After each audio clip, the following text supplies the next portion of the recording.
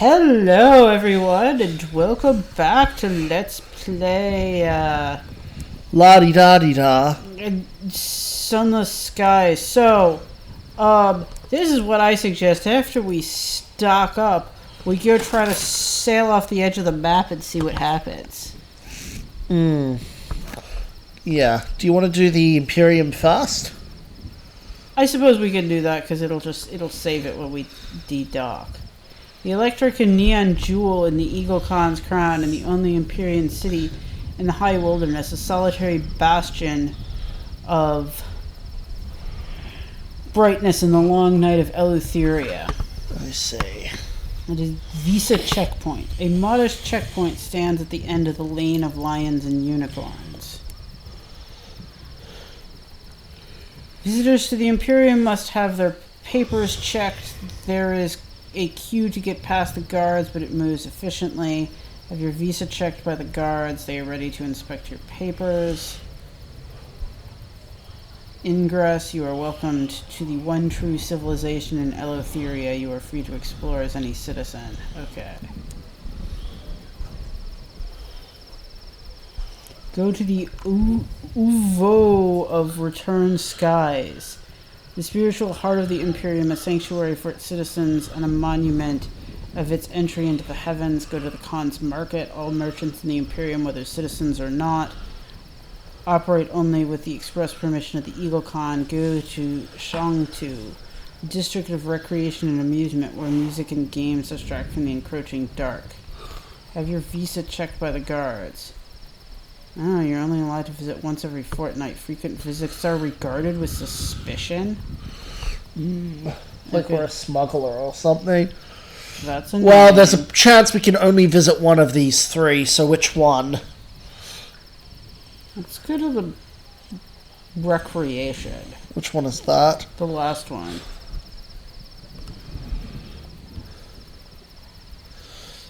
The electric purple lights of Shangtu can be seen even from the lane.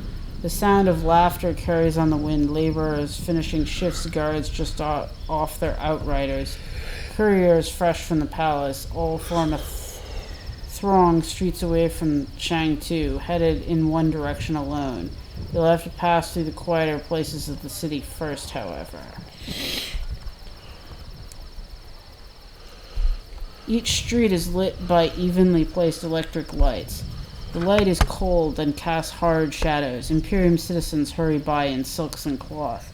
There is always somewhere to be in the Imperium. All who live here work. There is no space for idleness. But spectacled official, an Imperium man, has been following you since you left the lane of lions and unicorns. Okay, what do you want, dude? The spectacled official sidles next to you and adjusts his cravat. I need an observer to bring me the latest goings-on in Eleutheria. A traveler would suit my purpose very well. Perhaps we could discuss it over a little tea and friendly game of mahjong. There's a little park on the lane of lions and unicorns. I'll be by the rose bush. Look away. Rosebush, the gentleman must be a member of the Rose Without Thorns, the Imperium's foreign office. He wishes you to spy for him. Give your assent. This may prove profitable.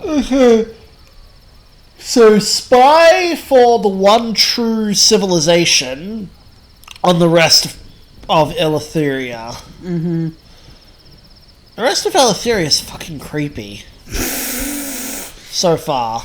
So you're saying we should spy? Yeah, sure. Spying Byronic? I don't know.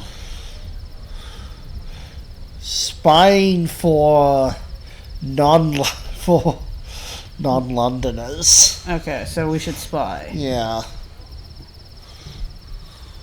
Not as enough. The fear of justice glasses. You go your separate ways. Port reports are in demand in the Eagle's Imperium. Okay, so it's port reports. Oh, okay. So we're just take part in a cantankerous race. Cantankerous race?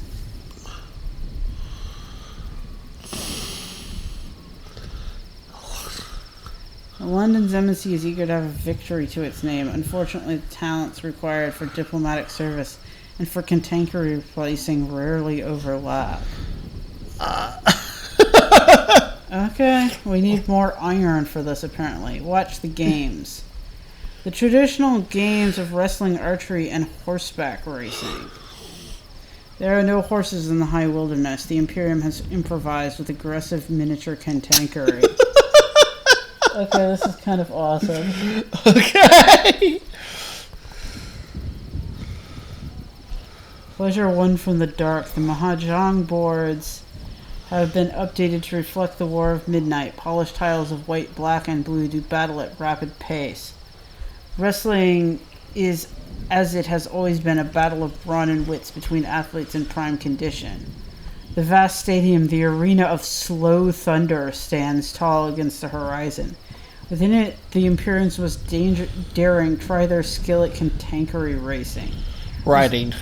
You spend a few hours in the stands cheering on the young men and women who brave these unusual mounts. After a while, a troop of very polite guards escort you out of the Imperium to the port. You've seen enough for today. They say. 5 sky stories. Okay.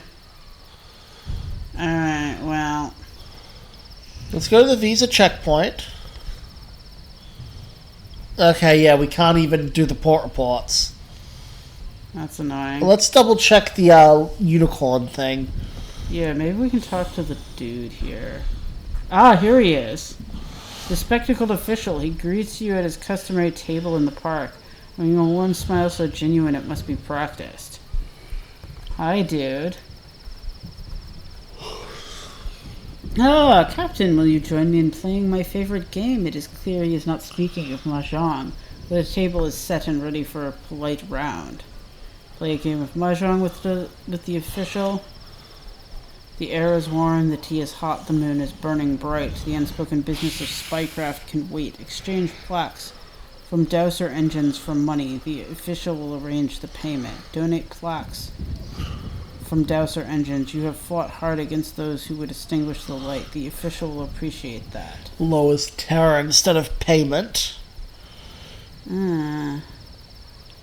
Oh, that is significant to know since we haven't found an effective way to lower terror in this place yet. Okay.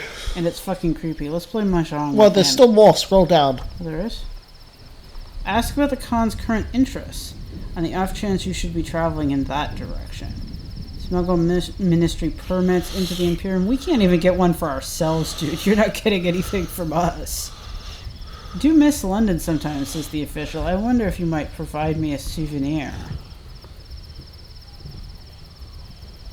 Smuggle visions of heaven into the Imperium. Even the eagle's eyes only see so far, the official admits.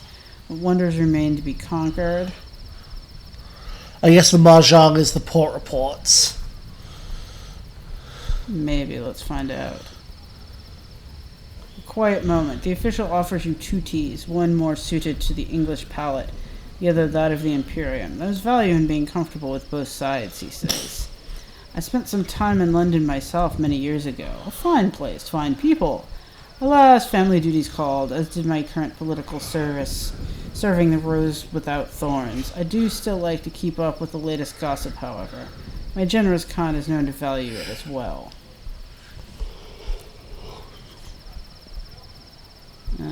Okay, so let's ask him about the Khan. Okay. The House of Rods and Chains. House of Rods and Chains remains an uncomfortable mystery on our borders. It is a difficult place for our people to remain inconspicuous inside. Perhaps you could be my eyes. The official carefully places a mahjong table on the board. Your move. House of Rods and Chains. Sounds like a BDSM parlor to me. Southwest. Lies southwest of Pan. Okay, so Pan! So it's way on the other fucking side of the map. Not southwest of this place. Okay. So he pays for specific port reports. No, it's not so great. Shall Oh, wait, what? This Plaques. Okay, you want to give him the plaque that reduces terror? That depends. Are we leaving or are we staying? If we're leaving, we should give it for money. If we're staying, we should give it for terror. I thought we might explore this place a bit more, but since we're here. Since we don't know how easy it is to get back once we leave. Yeah, so let's do terror. Okay. Quiet gratitude. The official passes you a hot cup of tea before sipping his own. He points to the bright moon and smiles proudly. It's almost all that stands between us and the night. That intimidates some. Not me. I find it reassuring. Human invention can conquer the wilderness and the dark that floods across it. Human invention and the bravery of those who'd fight against the revolutionaries who would betray us.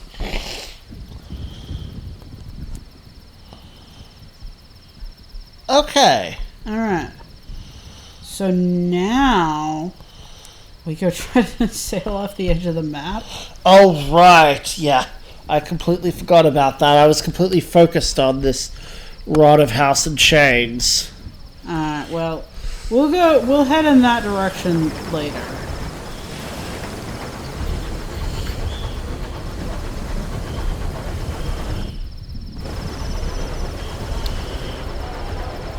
I'm just thinking this is almost certainly going to kill us, so... I feel like it won't, but it might do something worse. Which is what? I have no idea. Make our terror, like, just go through the roof?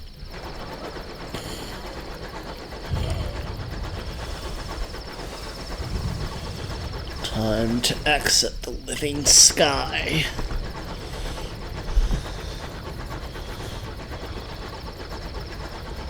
What could be the consequences? I'll be alright, we'll just straight up end up in the Blue Kingdom. I mean, maybe that's a way to, like, move between things. I don't know. We never actually tried to go off the edge of the map in that high wilderness, so...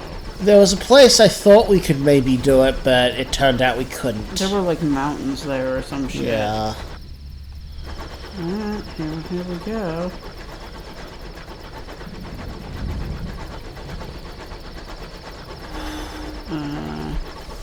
Before you stretches a starless waste hounded by wind.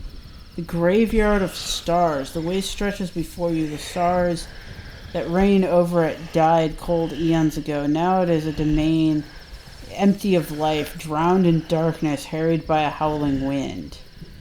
Your crew beg you to turn back. All that waits ahead is a slow shedding of all that you were, then a frozen death. Venture in, just a little ways, just enough to say that you have. To be one of those rare, wild few, the crew will undoubtedly resist. You must convince them. Turn back. To the starlight and the ports, to the enclaves of humanity sprinkled across the still living skies. The fires in the hearth and toasts with marmalade, and the steam coiling over a fresh cup and friends.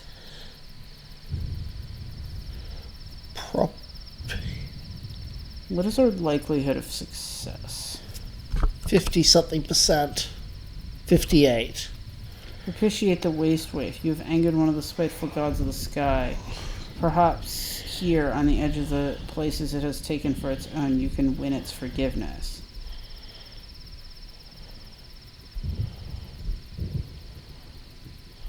Okay, so I guess we haven't pissed it off yet. Okay. So venture in or turn back? Well, I mean, we came here expecting to just die, so... And even though it costs fuel and supplies, we can just get more on the port just over the way. Yeah. You need 3.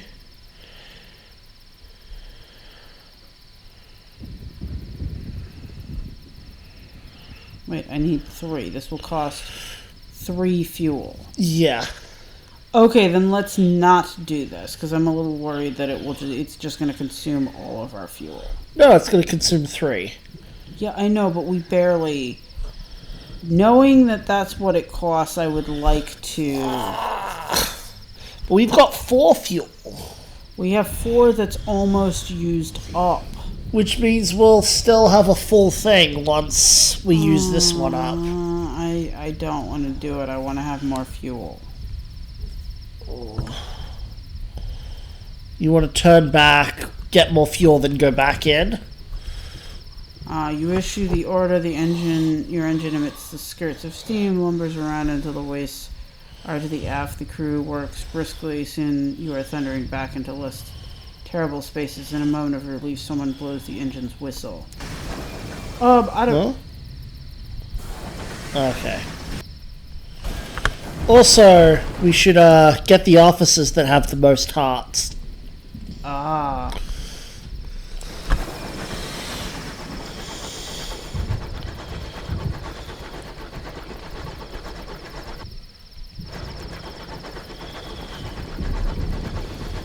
So we'll pick up 1 or 2 more fuel. We'll pick up 2 more fuel.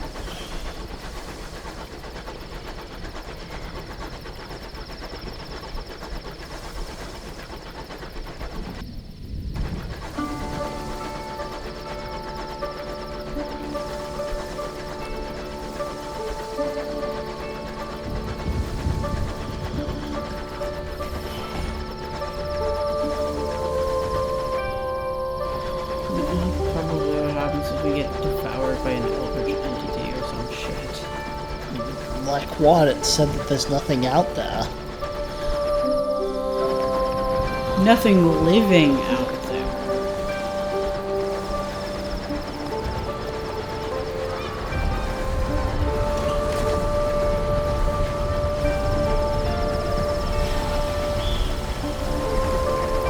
Why are you backing in? Why not? Because I want to go back out this way. Okay.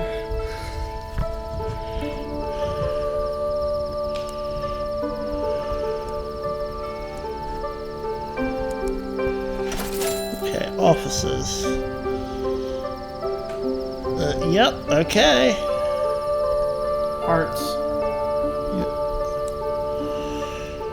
Iron and veils. Hearts and veils.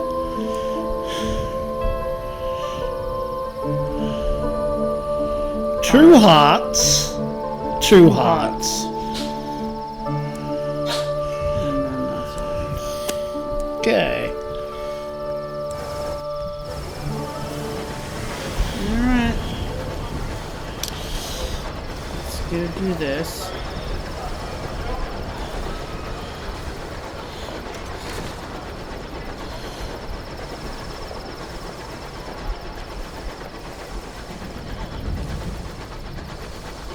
I don't understand. If it's liberation of the night people, why don't they just sail into the Dead Stars if they don't want light? Yeah, I don't know. Kind of feel weird. Aren't we like sort of supposed to be working with them via the Byronic plant or something? We did talk about the liberation of the night.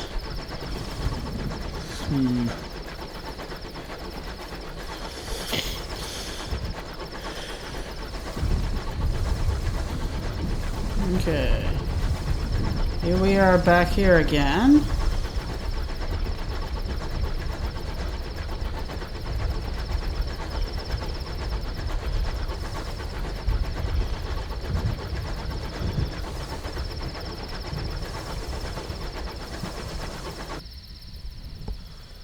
Okay. Now we venture... 68.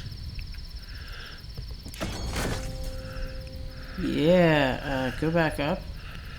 Eventually you convince them. Your locomotive nudges forward into the liquid shadows. The wind threatens to pull you deeper in, and your chief engineer shovels fuel into the engine to fight back. The crewman is praying over and over. On the third repeat, he forgets the words. A day's hard travel later, you are still only on the outskirts of the waste. You have seen no living thing. The cold of the skies you left behind is only a ghost of the cold here.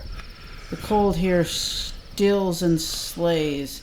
Your hull groans beneath a new coat of black ice. Examine your surroundings. You Light illuminates vast stone fragments that glitter with frost. Listen to the wind, what can it tell you? Look out into the dark. They say it will send you mad. They say the darkness looks back. They are cowards. Oh shit, which is the most Byronic? Well, clearly that. There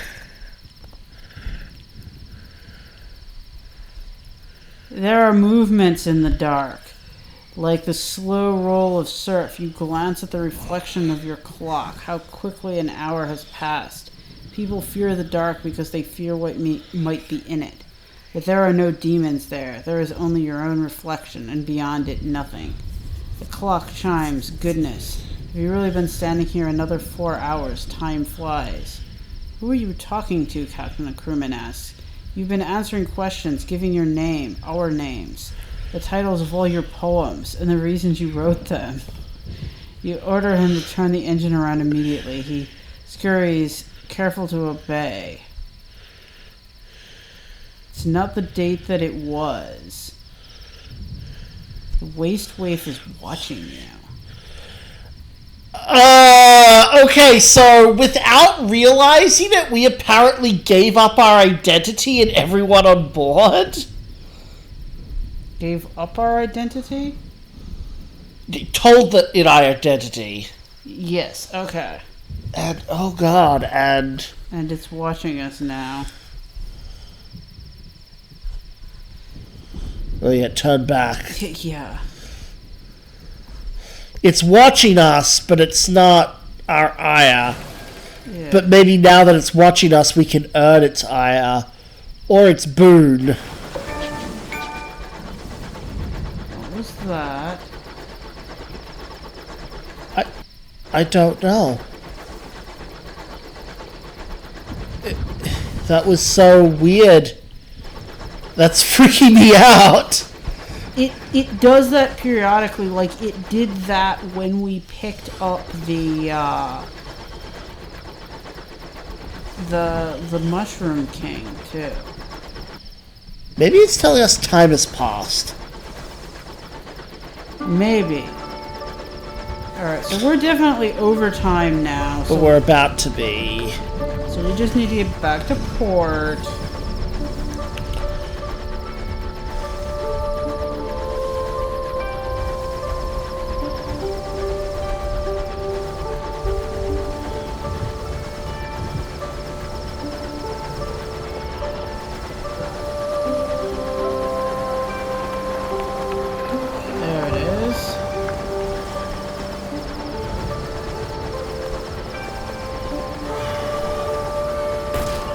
Oops. Okay, everybody. Time to cut the video off here. Okay, bye. Bye.